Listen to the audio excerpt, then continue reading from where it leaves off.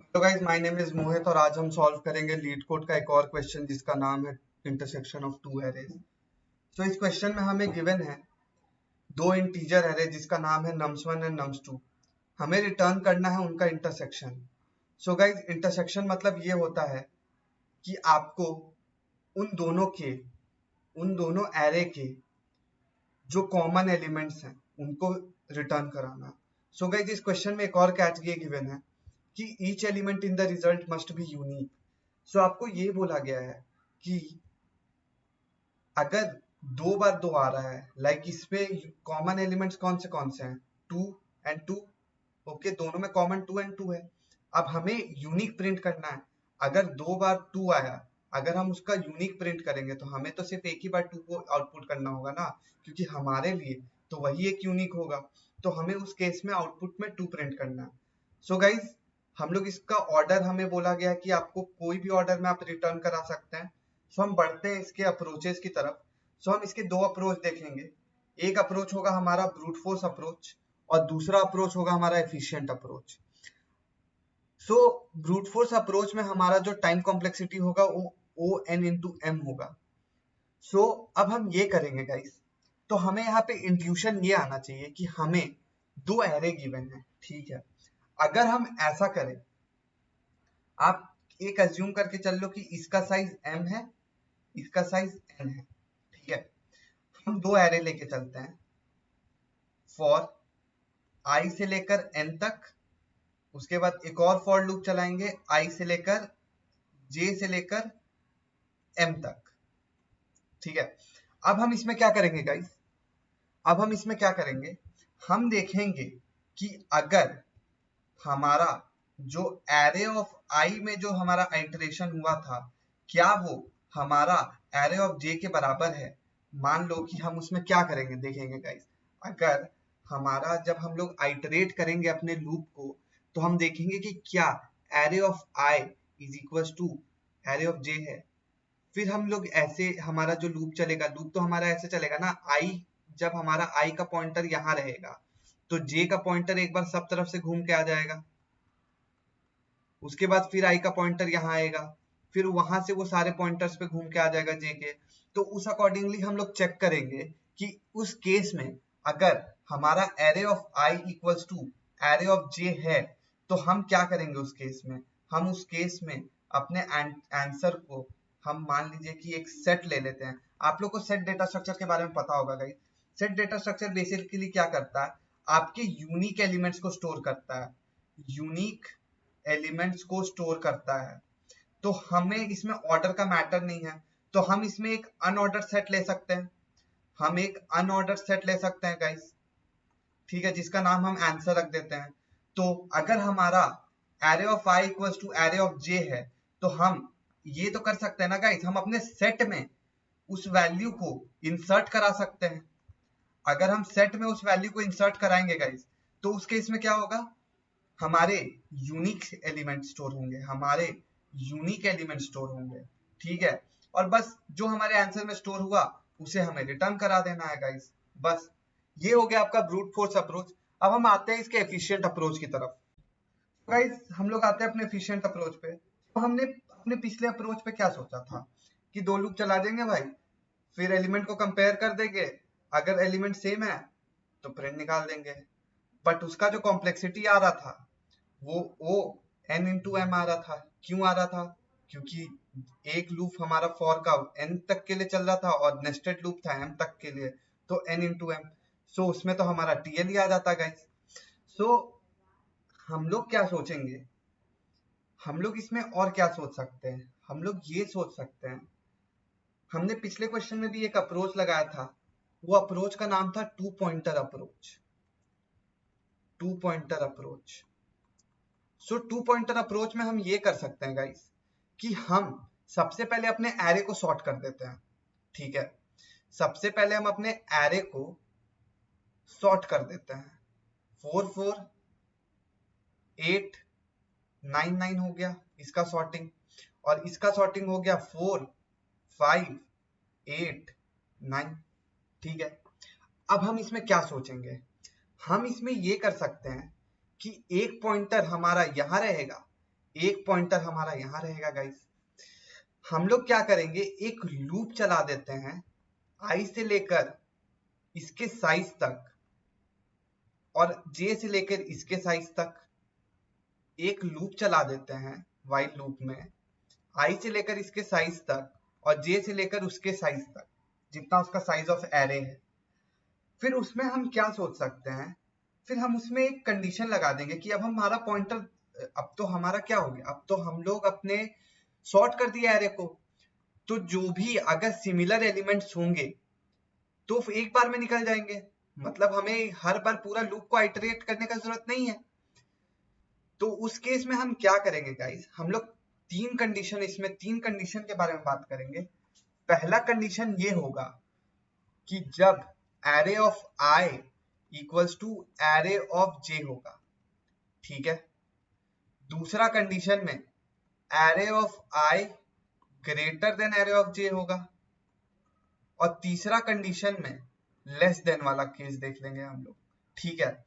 जब हम लोग का पॉइंटर पहले पहले यहां रहेगा 4 और 4 में, उस केस में हमारा क्या हुआ, एलिमेंट फाउंड हो गया। तो हमें अब क्या करना है, हमें यूनिक रिटर्न करना, तो हम अपने सेट में इंसर्ट मार देंगे। उसके बाद हमें अपना पॉइंटर बढ़ाना है, तो उस केस में हम क्या करेंगे, i++ का पॉइंटर और j++ का पॉइंटर एक एक बढ़ा देंगे।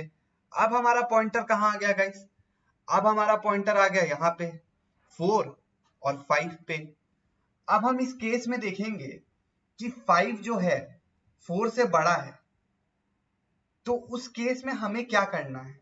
अगर ग्रेटर देन वाला केस है, तो मैंने आपको अपने टूसम वाले प्रॉब्लम में भी बताया था कि अगर बड़ा है, अगर 5 जो है 4 से बड़ा है, तो उस केस में हम क्या करेंगे ना, अपने छोटे वाले एलिमेंट को, जैसे इस केस में हमारा छोटा एलिमेंट क्या था, इस केस में हमारा छोटा एलिमेंट था 4 और बड़ा एलिमेंट है 5। तो उस केस में हम अपने छोटे वाले एलिमेंट का पॉइंटर प्लस प्लस कर देंगे। इस केस में हम अपने छोटे वाले पॉइंटर का प्लस प्लस कर देंगे। ओके गाइस, अब हमारा कहाँ आ गया, अब हमारा जो पॉइंटर आ गया वो 8 पे आ गया। अब क्या हुआ, अब जो है 8 बड़ा हो गया हमारे 5 से।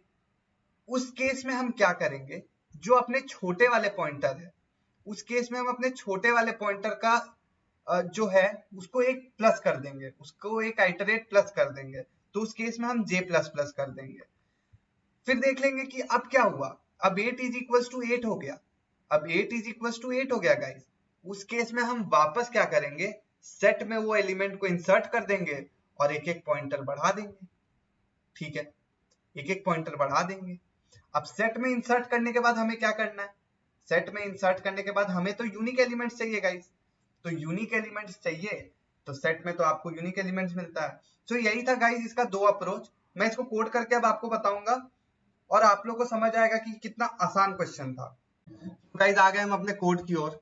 सबसे पहले मैंने आपको ब्रूट फोर्स अप्रोच जो समझाया था, उसमें मैंने सबसे पहले आपको क्या बोला था कि हमें एक अनऑर्डर्ड सेट लिखना है, इनिशियलाइज करना है अनऑर्डर्ड सेट जो इन टाइप का होगा, जिसका नाम हम दे देते हैं सेट अभी के लिए, ठीक है। उसके बाद मैंने आपको बोला दो लूप चलाना है, इंट i इक्वल 0 कहाँ तक, उसके साइज तक nums1 डॉट साइज, उसके बाद i++। उसके बाद मैंने आपको बोला एक और लूप चलाना उसके अंदर। उससे पहले हम क्या करते हैं ना गाइस, इजी करने के लिए एलिमेंट में एरे ऑफ i स्टोर कर देते हैं, ठीक है। एलिमेंट में नम्स ऑफ i का नम्स ऑफ i स्टोर कर देते हैं, ठीक है। अब हम क्या करेंगे, एक और लूप चलाएंगे, int j equal 0, j is less than nums2 dot size, ठीक है। कहां तक चलेगा ये हमारा, j++ तक चलेगा। अब हमें क्या कंडीशन देखना है कि if nums1 of i। अब nums1 of i को तो हमने एलिमेंट डिक्लेयर कर दिया था, तो सीधे लिखते हैं एलिमेंट इज इक्वल अगर nums of 2 ये है। उस केस में हमें क्या करना है गाइस, उस केस में हमें सेट में इंसर्ट कर देना है उस एलिमेंट को। ठीक है, हम सेट में इंसर्ट कर दिए उस एलिमेंट को। उसके बाद अब क्या करेंगे, उसके बाद हम लोग को कुछ नहीं करना है, हम लोग को वो एलिमेंट फाउंड हो गया, हम लूप और नहीं चलाना चाहते हैं। उसके बाद हम उस लूप ब्रेक कर देंगे ताकि डुप्लीकेट वैल्यूज या वो लूप, जब हमें एक एलिमेंट मिल गया, अब हमें अपना पॉइंटर को बढ़ाना है, तो अब हम उसको उसी पॉइंट पे ब्रेक कर देंगे गाइस। ठीक है, बस इसमें क्या करना है, आपका जो रिटर्न टाइप है वो वेक्टर है। हम उस केस में क्या करेंगे, हम उस केस में क्या करेंगे गाइस, हम उस केस में एक वेक्टर ans असाइन कर देते हैं। ठीक है, और उस ans में क्या करेंगे, अपने सेट को कन्वर्ट कर देंगे, मतलब अपने सेट को हम वेक्टर में कन्वर्ट कर रहे हैं। ठीक है, क्योंकि हमारा जो रिटर्न टाइप है वेक्टर है, तो हमें वेक्टर में ही रिटर्न करना है। तो वो कहां से कहां तक होगा, सेट डॉट बिगिन से लेकर सेट डॉट एंड तक। ठीक है, ये हमने कन्वर्ट कर दिया। अब हम बस इसमें कुछ नहीं करेंगे, रिटर्न ans कर देंगे। तो अब हम चला के देखते हैं इसको।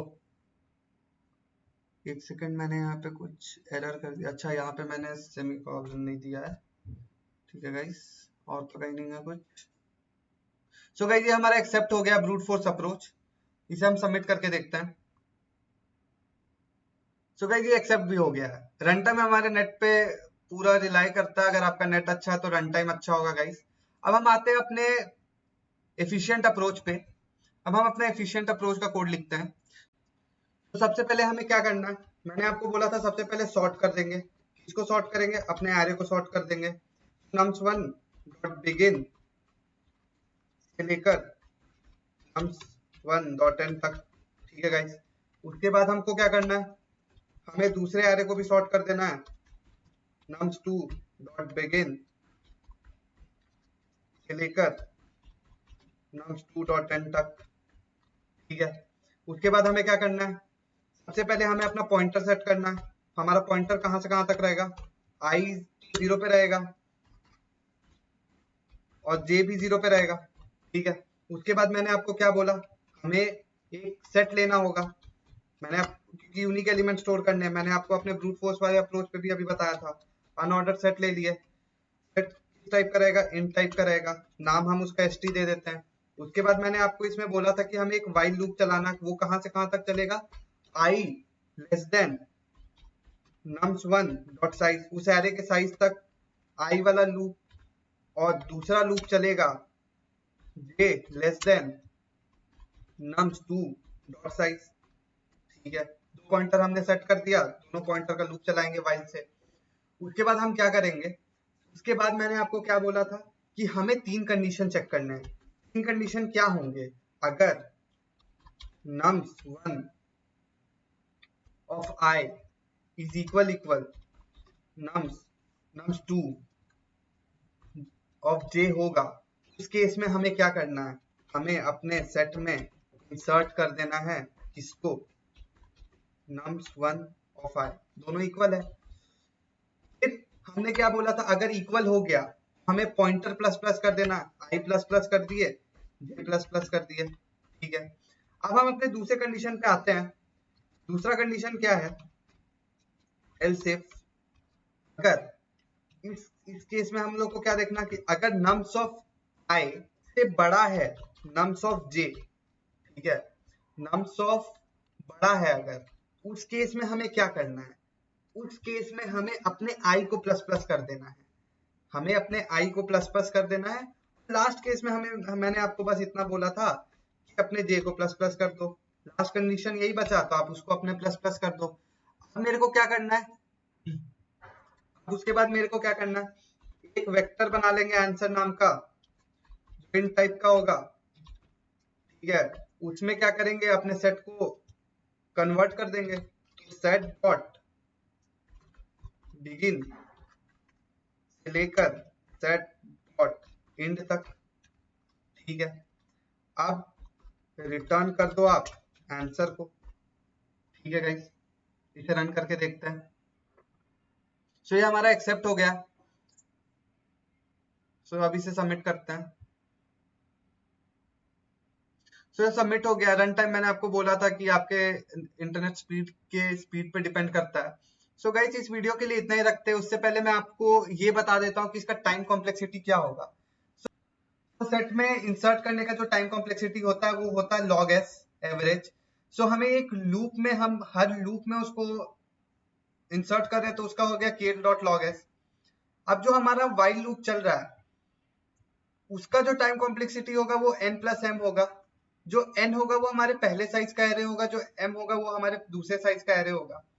और जो सॉर्टिंग का टाइम कॉम्प्लेक्सिटी होता है गाइस वो क्या होगा, n log n।